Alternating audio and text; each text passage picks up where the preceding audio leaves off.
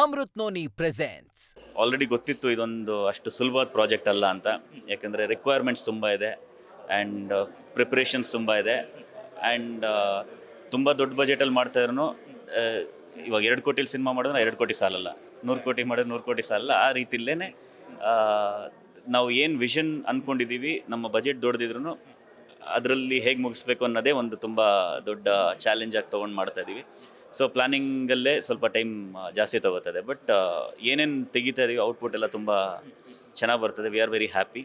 So ಅದೇ ನಮಗೂ ಆದಷ್ಟು ಶೇರ್ ಮಾಡಬೇಕು ಅನಿಸುತ್ತೆ. ಬಟ್ ಏನಂದರೆ ಈಗಲೇ ತುಂಬ ನಾವು ನಮ್ಮ ಆಡಿಯನ್ಸ್ಗೆ, ಫ್ಯಾನ್ಸ್ಗೆಲ್ಲ ಶೇರ್ ಮಾಡ್ಕೊಂಡು ಹೋದರೆ ಸಿನಿಮಾ ಬರೋ ಟೈಮಲ್ಲಿ ಆ ಒಂದು ಆ್ಯಂಟಿಸಿಪೇಷನ್ ಏನಿರುತ್ತೆ, ಇದಿರುತ್ತೆ, ಅದು ಸ್ವಲ್ಪ ಕಮ್ಮಿ ಆಗುತ್ತೆ ಅಂತ.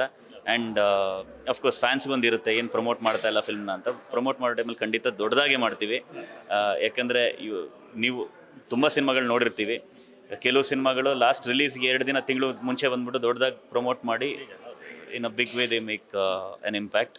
ಸೊ ಅಫ್ಕೋರ್ಸ್ ಸುದೀಪ್ ಸರ್ ಇರೋದನ್ನು ನಾವು ಅಲ್ಲಿವರೆಗೆ ಕಾಯಬೇಕು ಅಂತಿಲ್ಲ. ಬಿಗಿನಿಂಗಿಂದನೇ ನಾವು ಪ್ರಮೋಟ್ ಮಾಡ್ಕೊಂಡು ಹೋಗ್ಬೋದು. ಬಟ್ ಯಾವ ಟೈಮಲ್ಲಿ ಯಾವ ರೀತಿಯಲ್ಲಿ ಮಾಡಬೇಕು ಅದನ್ನ ಪ್ಲ್ಯಾನ್ ಮಾಡಿಕೊಂಡು ಖಂಡಿತ ತುಂಬ ದೊಡ್ಡ ರೀತಿಯಲ್ಲೇ ಮಾಡ್ತೀವಿ.